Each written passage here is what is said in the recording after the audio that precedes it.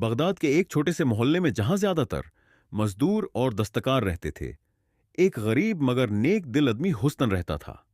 حسن کی زندگی سخت محنت سے بھری ہوئی تھی، مگر اس کے پاس اتنا بھی نہ تھا کہ وہ 2 وقت کی روٹی سکون سے کھا سکے۔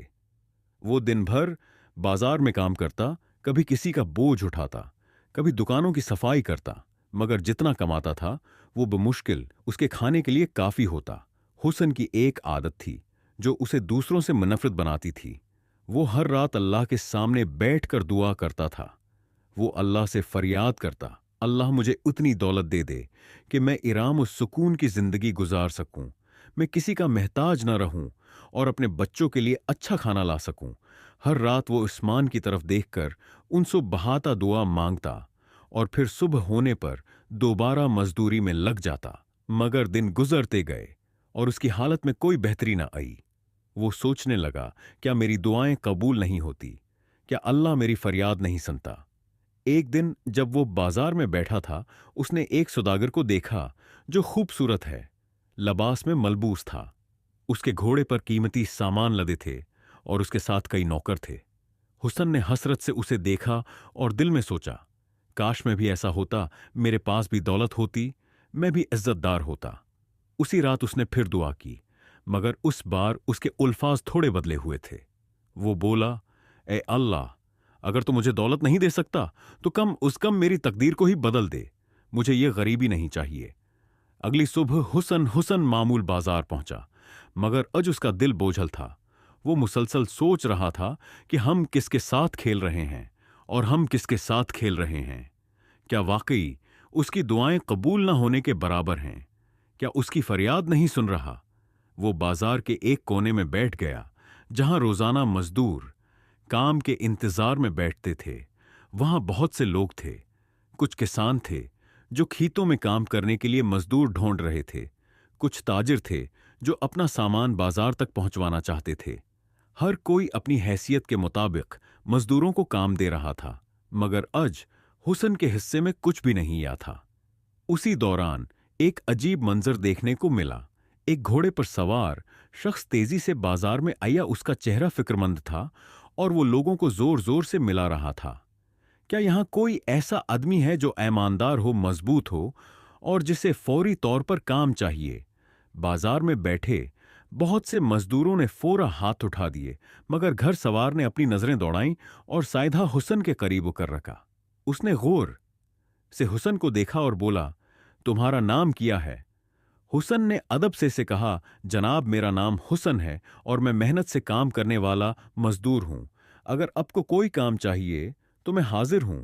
گھڑ سوار نے گہری سانس لی اور کہا، مجھے ایک خاص شخص کی تلاش تھی اور شاید تم وہی ہو۔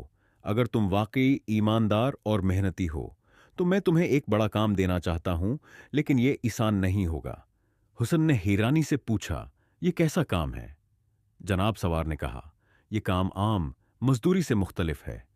تمہیں میرے ساتھ سفر ہے پر چلنا ہوگا اور ایک خفیہ ذمہ داری نبھانی ہوگی۔ اگر تمہیں کامیابی حاصل ہوئی تو تمہاری زندگی بدل جائے گی، مگر اگر تم ناکام ہوئے تو شاید تمہارے لیے مشکلات بڑھ جائیں۔ حسن کا دل زور زور سے دھڑکنے لگا۔ یہ کیا معاملہ تھا؟ وہ جو ہمیشہ ایک عام مزدور کی طرح بازار میں بیٹھ کر کام تلاش کرتا تھا، اچانک ایک انجان سفر پر جانے کی بات ہو رہی تھی، مگر اس کے دل میں ایک سوال گونجنے لگا، کیا یہ وہی دعا کا جواب ہے جو میں نے مانگی تھی؟ کیا اللہ نے میری تقدیر بدلنے کے لیے مجھے کسی امتحان میں ڈال دیا ہے؟ کچھ لمحے سوچنے کے بعد حسن نے ہمت کر کے کہا، جناب میں اس کام کے لیے تیار ہوں، مجھے بتائیں کہ مجھے کہاں جانا ہوگا اور کیا ہوگا کرنا ہوگا۔ گھوڑ سوار نے ایک لمبی سانس لی اور کہا، چلو میرے ساتھ چلو، میں تمہیں ایک ایسی جگہ لے جا رہا ہوں جہاں قسمت خود تمہارا انتظار کر رہی ہے۔ یہ سن کر حسن کی آنکھوں میں عجیب سی روشنی چمکنے لگی۔ وہ نہیں جانتا تھا کہ آگے کیا ہوگا، مگر اسے یقین تھا کہ یہ موقع اللہ کی طرف سے دیا گیا ہے اور وہ اسے ضائع نہیں کرے گا۔ حسن نے ہچکچاہٹ کے بغیر گھر سوار کے پیچھے چلنے کا فیصلہ کر لیا۔ یہ پہلا موقع تھا کہ کوئی اس سے ایسا کام مانگ رہا تھا جو عام مزدوری سے مختلف تھا۔ اس کے دل میں عجیب سی بے چینی تھی، مگر ساتھ ہی ایک امید بھی کہ شاید یہی اس کی دعا کا جواب ہو۔ घोड़सवार ने हुसन को एक करीबी गली में ले जाकर रकाब से उतरते हुए कहा, मेरे साथ चलो, मगर याद रखो, जो काम तुम्हें दिया जा रहा है वो आसान नहीं होगा।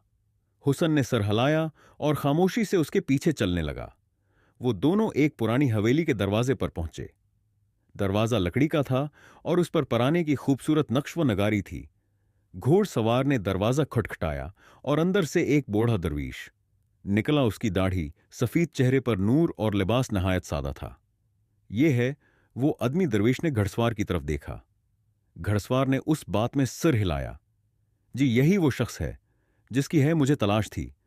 हुस्न को कुछ समझ नहीं हो रहा था कि वो कौन लोग हैं और वो उससे क्या चाहते हैं। उसने अदब से कहा, हजरत, अगर मुझसे कोई खिदमत दरकार है तो मुझे बताएं। मैं एक आम मजदूर हूं, मगर मैं ईमानदारी से हर काम करने को तैयार हूं। दरवीश ने गहरी सांस ली और कहा, बेटा, तुम जानते हो कि तुम्हारे साथ क्या होने वाला है? हुस्न उलझन में पड़ गया। नहीं हजरत, मैं तो बस काम की तलाश में था और ये जनाब मुझे यहां ले आए। दरवेश मुस्कुराया और कहा, बेटा, तुमने अपनी किस्मत बदलने की दुआ की थी, न तुमने अल्लाह से फरियाद की थी कि वो तुम्हें दौलत दे, तुम्हें कामयाब करे। हुसन का दिल जोर से धड़कने लगा। वो हैरत से बोला, जी, मगर अब को कैसे मालूम? दरवीश ने आसमान की तरफ देखा और बोला, क्योंकि तुम्हारी दुआ कबूल हो चुकी है। मगर याद रखो, अल्लाह का तरीका मुख्तलिफ होता है। जो चीज़ तुम्हें मांगे बगैर मिल जाए उसकी कीमत कम हो जाती है, मगर जो चीज़ तुम्हें इज़माइश के बाद मिले वो हमें